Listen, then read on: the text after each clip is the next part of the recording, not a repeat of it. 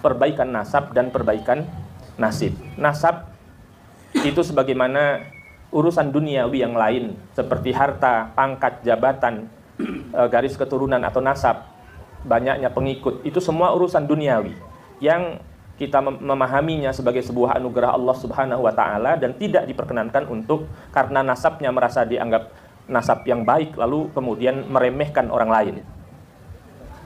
Tidak patut bagi para pendatang kaum muhajirin untuk mendiskriminasi, merendahkan, menghina kaum Ansor yang menolong.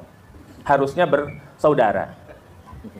Ya, kita juga tidak enak terus-menerus mendapatkan celaan-celaan, direndahkan, ya.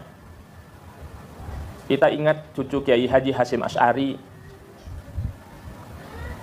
yaitu Kiai Haji Abdurrahman Wahid, disebut oleh seseorang yang mengaku nasabnya sangat hebat dengan negara dipimpin oleh orang yang buta mata dan buta hati. Kita diam-diam saja. Diam-diam kita itu bukan diam-diam tidak berani, ya. Tetapi kalau penghinaan terus-menerus dipelihara, maka persatuan hanyalah mimpi belaka. Yang waras tidak boleh mengalah. Terhadap mereka para penculik agama yang menjadikan agama sebagai alat politik. Assalamualaikum warahmatullahi wabarakatuh. Alhamdulillahirabbil alamin. Wassalatu wassalam ala sayyidil anbiya'i wal mursalin sayyidina Muhammadin khatamin nabiyyin wa ala alihi wa sahbihi ajma'in, amma ba'du. Yang saya hormati adik saya Kiai Haji Suparman Abdul Karim.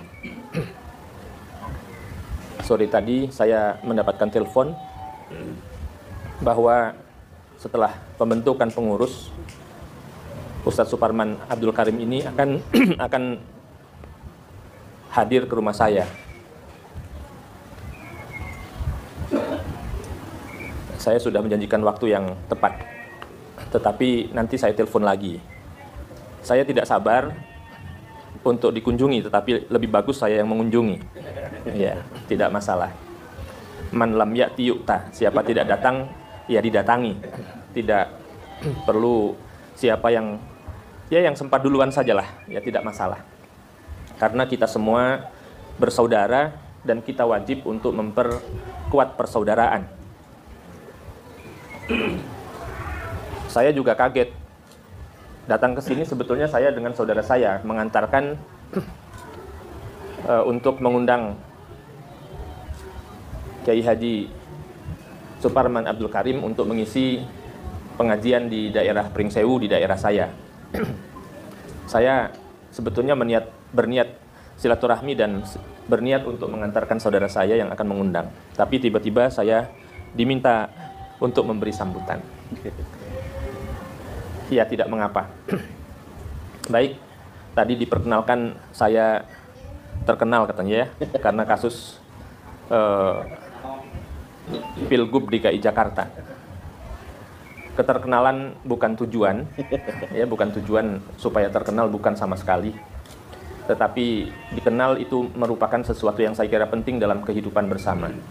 Saya juga sebetulnya berkali-kali menjadi saksi ahli, bukan saja di Pengadilan Negeri Jakarta Selatan pada waktu itu, tetapi juga di PT UN melawan pengganggu Negara Kesatuan Republik Indonesia, pencabutan izin organisasi terlarang yang ingin merubah nation state negara bangsa di seluruh dunia, termasuk Republik Indonesia, akan dirubah oleh para pejuang khilafah yang khilaf itu. Ya.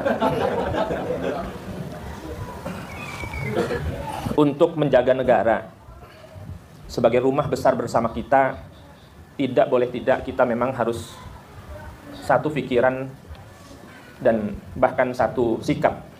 Tidak ada main-main dengan pemecah belah bangsa. Negara ini dibangun bukan hanya dengan mengorbankan harta dan benda, akan tetapi juga nyawa para pejuang. Termasuk di dalamnya, sebagaimana yang sudah dijelaskan tadi, saya dengar sekilas, diawali oleh para pejuang muslim kita yang sangat terkenal dengan Al-Auliya At-Tis'ah atau wali-wali songo. yang pada akhir-akhir ini jasa-jasa mereka banyak dilupakan, terutama oleh orang-orang yang sebetulnya baru belajar agama tetapi memiliki semangat agama terlalu tinggi, namun tidak dibarengi kecerdasan untuk memahami substansi ajaran agama. Seolah-olah agama itu hanya teriak-teriak takbir di jalanan, di demo-demo dan sebagainya. Mulai persoalan-persoalan yang sebetulnya juga tidak sangat penting untuk memperbaiki nasib kita masing-masing, memperbaiki nasib bangsa menjadi lebih baik. Malah lama-lama banyak yang menyoal bukan memperbaiki nasib tetapi memperbaiki nasab. Itu semua tidak begitu penting untuk kita persoalkan. Yang paling penting adalah perbaikan nasab dan perbaikan nasib. Nasab itu sebagaimana urusan duniawi yang lain seperti harta, pangkat, jabatan, garis keturunan atau nasab, banyaknya pengikut, itu semua urusan duniawi yang kita memahaminya sebagai sebuah anugerah Allah Subhanahu wa taala dan tidak diperkenankan untuk karena nasabnya merasa dianggap nasab yang baik lalu kemudian meremehkan orang lain. Tidak patut bagi para pendatang kaum muhajirin untuk mendiskriminasi, merendahkan, menghina kaum Ansor yang menolong. Harusnya bersaudara. Ya, kita juga tidak enak terus-menerus mendapatkan celaan-celaan, direndahkan, ya. Kita ingat cucu Kiai Haji Hasyim Asy'ari, yaitu Kiai Haji Abdurrahman Wahid, disebut oleh seseorang yang mengaku nasabnya sangat hebat dengan negara dipimpin oleh orang yang buta mata dan buta hati. Kita diam-diam saja. Diam-diam kita itu bukan diam-diam tidak berani, ya. Tetapi kalau penghinaan terus-menerus dipelihara, maka persatuan hanyalah mimpi belaka. Oleh karena itu, organisasi semacam ini dibentuk harus untuk memperbaiki keadaan. Organisasi ini dibentuk dengan pengurus-pengurus yang lengkap, betul-betul untuk tujuan yang benar, yang harus kita capai secara bersama-sama. Kun kal yadain wala takun kal udhunain. Jadilah kamu sebagaimana dua belah tangan yang saling bekerja sama. Kalau tangan kiri ingin memakai jam, maka tangan kananlah yang menolongnya. Kalau tangan kanan gatal, maka tangan kiri yang menggaruknya. Wala takun kal udhunain. Jangan kamu di dalam kehidupan ini seperti dua buah telinga yang hidup bersama kiri kanan di kepala yang sama, akan tetapi tidak pernah ada silaturahmi antara telinga kanan dengan telinga kiri. Kalau telinga kiri kejepit pintu tidak pernah ada, ya, tidak ada pernah telinga kanan bertanya tentang rasanya, tidak ikut bersedih. Kalau telinga kanan bergembira, telinga kiri juga tidak pernah merasakan kegembiraan.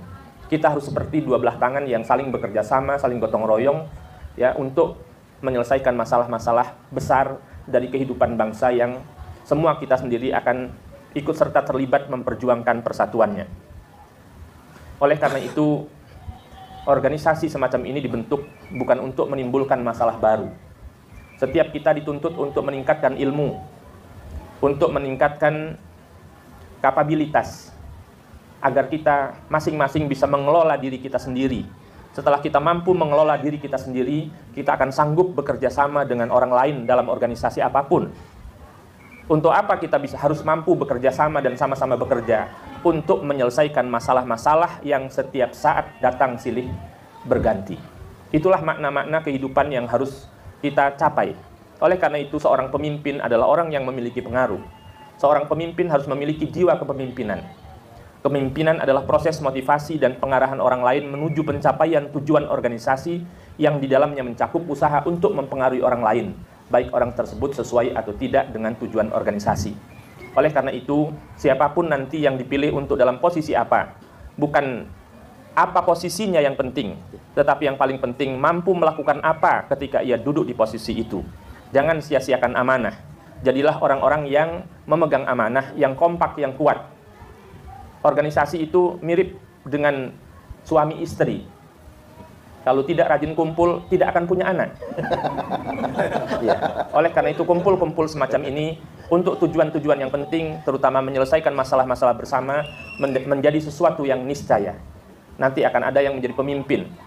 nanti akan menjadi ada orang-orang ya, meskipun kita semua adalah pemimpin, kullukum ra'in wa kullukum mas'ulun an ra'iyati, setiap kamu adalah pemimpin, tetapi hendaklah di antara kita yang hadir di tempat ini nantinya saling mengalah di dalam menempati pos-pos penting dalam struktur organisasi, seperti dua belah tangan yang apabila sedang berjalan, tangan kanan sedang berada di depan, maka tangan kiri harus mengalah berada di belakang. Demikian pula ketika tangan kiri berada di depan, kaki sedang melangkah, tangan kanan mengalah berada di belakang. Jangan saling tidak mengalah.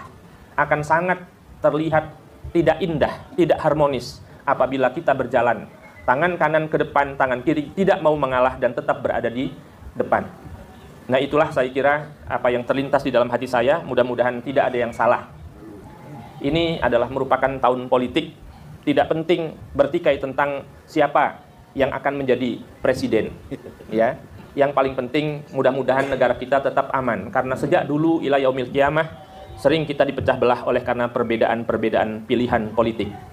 Pada tahun-tahun yang lalu hanya 2 calon saja ributnya, naudzubillah. Bahkan sudah terjadi saling membinatangkan. 01 dijuluki kecebong, 02 dijuluki kampret. Ternyata terjadi pernikahan antara kecebong dan kampret, dan sekarang telah melahirkan generasi baru, yaitu kecepret. Mudah-mudahan tahun-tahun politik ini akan kita lalui ya dengan aman. Ya, mudah-mudahan kita semua bukan bagian dari masalah, tetapi termasuk orang-orang yang bisa menyelesaikan masalah melalui organisasi yang akan kita bentuk. Persatuan adalah segalanya, perpecahan adalah penyakit kita semua. Demikian, wallahul muwaffiq ila aqwamit thoriq. Wassalamualaikum warahmatullahi wabarakatuh.